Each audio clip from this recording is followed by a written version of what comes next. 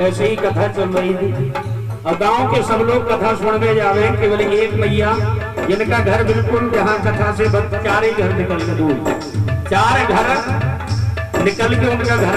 गांव के सब माताएं बहनें भाई बंधु गांव वासी क्षेत्रवासी सब कथा सुनने जावे।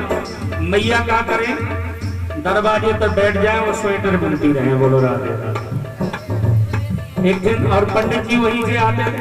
पंडित जी आए तो उन्होंने कहा मैया देखो 3 दिन है गए हैं और 3 दिन से कथा चल रही, आपका घर तो बिल्कुल ही बगल में है, अरे कम से कम 1 दिन तो कथा में चली जाओ।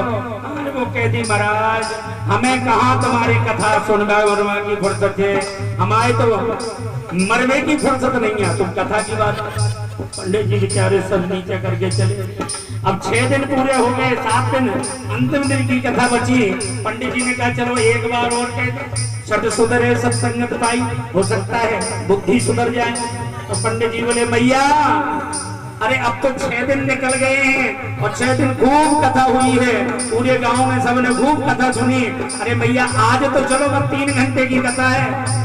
मैया का तो वही डायलॉग, अरे महाराज माने कहा तुम्हारी कथा बता सुनवा की फुर्सत है, हमें तो मरवा की फुर्सत कौन है।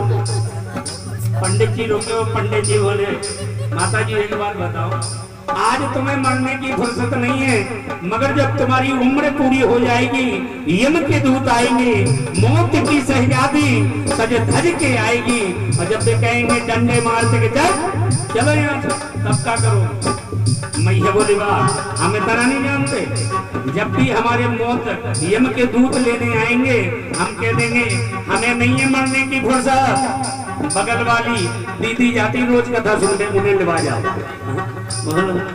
चल जाएगी। फिर तो आएगा जब बुलावा कुछ भी न पास होगा, जो गज कपन का टुकड़ा तेरा और मेरा लिवाज होगा। बोल वृंदावन गया। और आई जवानी तो मन भरिए सोया, आई जवानी तो मन भरिए सोया, सोया सोया ये मन भर के सोया।